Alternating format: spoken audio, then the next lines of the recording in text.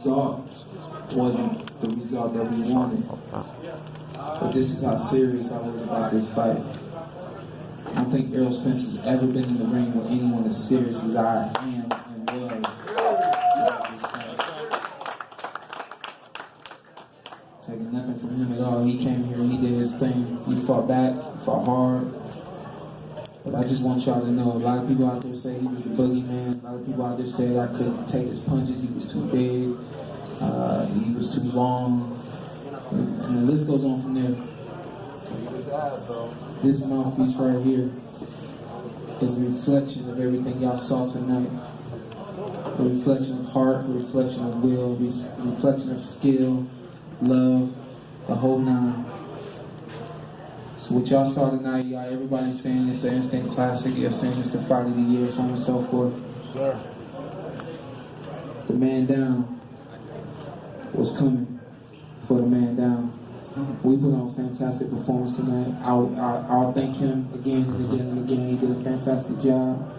But I just want y'all to know that ain't nobody ever gonna go at him the way I went at him. And y'all just saw it. Y'all go ahead with your questions. Sean over here. Congratulations on a great performance. After the fight, you nodded your head in approval. You were displeased. You landed the most shots on Errol Spence that anyone has in his entire career. Did you feel that you won that fight?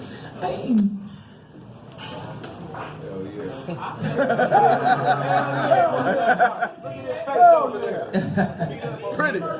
Listen, I'm gonna be myself, and myself says, you know, when I don't win, I can't hang my head. When I don't win, I can't make excuses.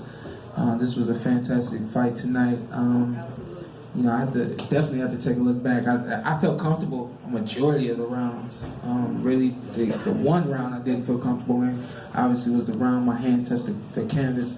But other than that, I felt very comfortable through this fight. I tried to stay poised and, you know, stay within whatever my corner was asking me to do, make the necessary adjustments, so on and so forth. So for me to say that was a robbery, you're not gonna hear me say it. Sorry.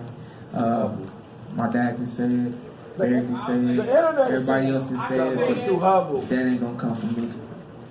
All right, as we go ahead, and we also have the IBF and now the WBC welterweight champion of the world here to make opening comments. A round of applause.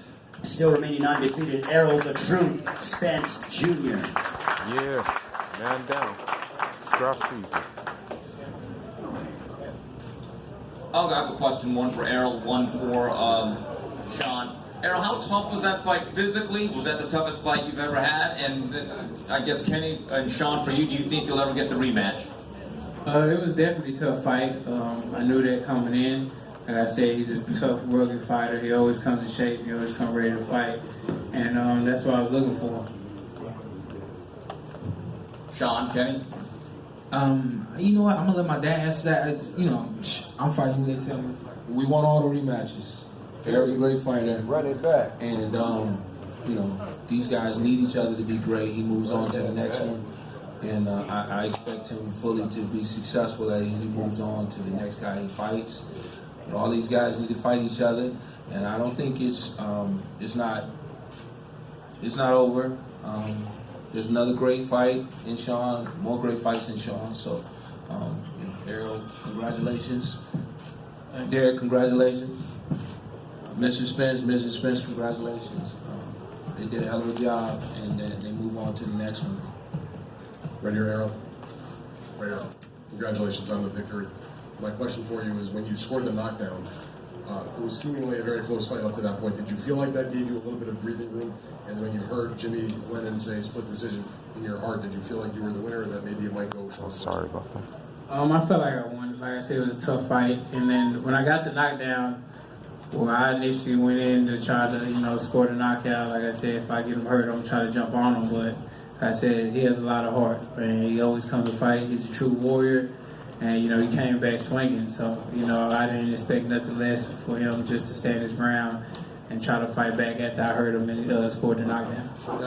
Another question for you is, Sean seemed like his game plan was just to try to make that fight for 12 rounds in your chest and not allow you to use your length and your size advantage. Is that what you felt like was happening? And were you trying to use your length and your jab and just got sucked into that kind of battle? Or explain how that played out in your mind.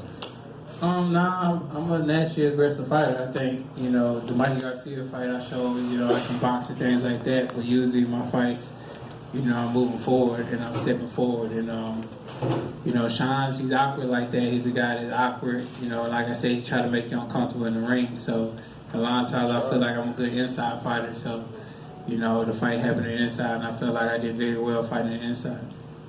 Errol, back here in the right, to your right. Back here. My question for you is, half of your shots, more than half of your shots were body shots.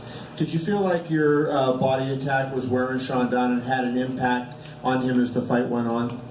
I feel like it had an impact, but like I said, Sean always come in shape. So I think his second win kicked in a little bit later. But I definitely think it had an impact, and that's just my whole game anyway. I've always been a body puncher. Most of my stoppages were to the body, so you know, that's just been my whole game plan. Even as an amateur, I was scoring body shot, knockdown, so that's what I've always been doing.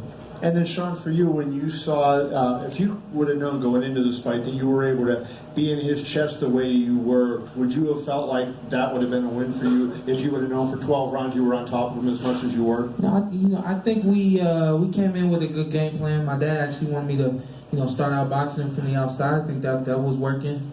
And then, he said, take advantage when he's close to the ropes, things like that. So I think the fight played out, I would say about 90% the way we expected it to, wanted it to. I think the skills are a little bit better than you thought they was. What you think? Yeah, I think that. It's more tougher than skills, though. Yeah. That was a little bit better than you thought they was gonna be, right? Oh yeah, for sure. I give you your respect. I give you just due. All right. Okay. Fight over it now, so I can give you just Question for Errol. Congrats on the victory. Danny Garcia stepped into the ring during your interview. Is that the fight you expect next? And if not, who do you want? I don't know. Like I said, tables turn. I've been calling out Danny and Adam for a long time. And, now they step in the ring trying to fight me. So we'll see. I mean, we're going to go and look and see who the next good available opponent. If I can't get, Pacquiao or, nothing happens with Terrence or anybody else, then we'll fight Danny Garcia. So, I mean, it doesn't matter. I think me and Sean had a great fight. So, we might can do that again. So we'll see what happens. Run it back! Run it back! As the lone unified title holder in the division, though, you're the guy calling the shots, right? Definitely. I'm a big fish. I'm a shot caller now. So, even if I get a fight I can move up to 54 and fight, Julian Williams or somebody like that. Okay. It really don't matter. I can go up or down. Okay. Sean, for you, congratulations on the performance. I know it wasn't the result you wanted, but do you feel like this was the best performance of your career? Because that's what everyone's saying. I've been hearing that. I think so. I think, at least that was what we were going for. We were going for, the best night of our lives. And I still feel fantastic. I felt fantastic the whole way. And, for us to come up a little short, split decision, not exactly what I expected. I wanted to hand this man his first O. And, rematch. But if not rematch, you've wanted Manny Pacquiao for a long time. Yeah. Why not now? We'll see. We'll see what happens. We both were going for Manny. I don't know if Manny's the one making that decision there, but I hope he's going to consider me. I think that still will be a fantastic fight for me and the world. Errol, right here. When did you know? It seemed like you played into Sean's fight plan. When did you know that it was going to be more of what Sean wanted to do tonight? And then secondly, how much satisfaction do you take from the fact that it was this type of fight that you won? I don't think I played the Sean game plan because I said throughout this whole, tour and this whole training camp that, I was going to try to get the knockout, and that's what I try to do. But, Sean's tough, he's a real competitor and have a ton of heart. So even if I did hurt him, he'll come back with shots. I tried to do it, but it just didn't happen. Oh, definitely. I think, it was a lot of questions. I think Sean and they can't question, that I've never been tested before, or I've never been hit with a great shot before, or I've never been uncomfortable before. And I think it showed a lot that, I'm a real dog, and I do have a lot of grit, and I do have a lot of ability to, withstand a shot, take a shot, and give a couple back. Hello, Earl. Right over here, my good man. Freddie Kane from Freddie Kane Show. D-Town's in the house, Dallas. Now, of course, a lot of people probably don't understand this, but I want to talk about the game changer when that big tuck came on. Southside the realest. You start hitting that thing, all my Dallas people there, you start hitting that thing. What kind of momentum did they give, did the home crowd and that song give you right then? Because it seemed like you turned up. It's a song that, resonate, in Dallas. That's probably one of the most popular songs coming out of Dallas. So, when that song come on, I grew up on that, since a little kid. So, I feel like that's really a Dallas anthem. And my second one is when, of course, Sean was fighting very hard. And, when the crowd gave him that Rocky moment and started yelling, pour it there, pour it there, pour. How did that make you feel? Did that make you, I know you guys was good. Did that make you guys go at it a little harder? What was that about? I really didn't listen to it. When you're in the ring, you gotta be locked in. So you can't, at this level, you can't listen to the crowd and things like that because, to fight like this, we got two champions. It's a lot of swings and momentum changes. So, I try to tune out the crowd. I was like, shh, it's more Earl Spence fans in here. They're gonna get loud. Quiet down. Errol, speaking of dancing, you came out in the 10th round with a little bit of a pep in your step. What was that all about? Oh, that was Outside the Realest came on.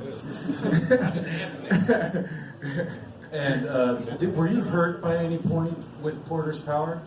Not necessarily hurt, but I did feel his power.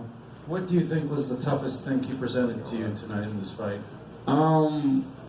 He throw punches from different angles. He's real awkward, and I already knew he was gonna be tough, but he's a lot tougher than I thought.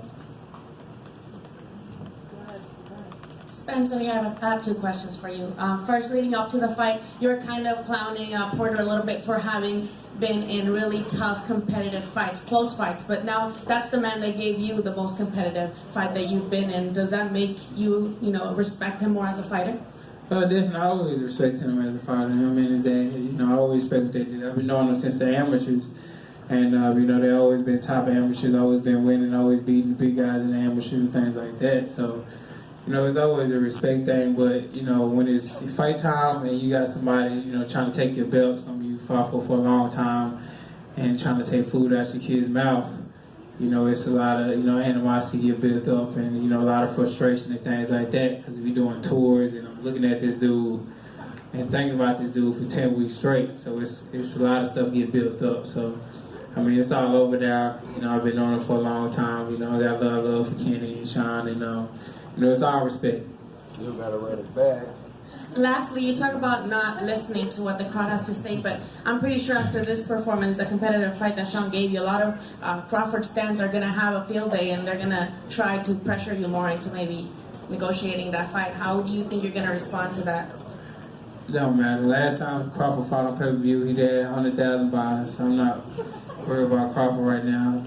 They don't really promote him like they should be, so it is what it is. We worry about Crawford when we get there, but like I said, Crawford need me more than I need him. Roasted him. I'm pretty sure I'm the one that sold this pay-per-view. I'm pretty sure I'm the one that sold this pay-per-view. I doubt it, 'cause when I came out, everybody was cheering my name. Yeah, you even said that just a while ago. You said I had more Spence fans here. That was the people here.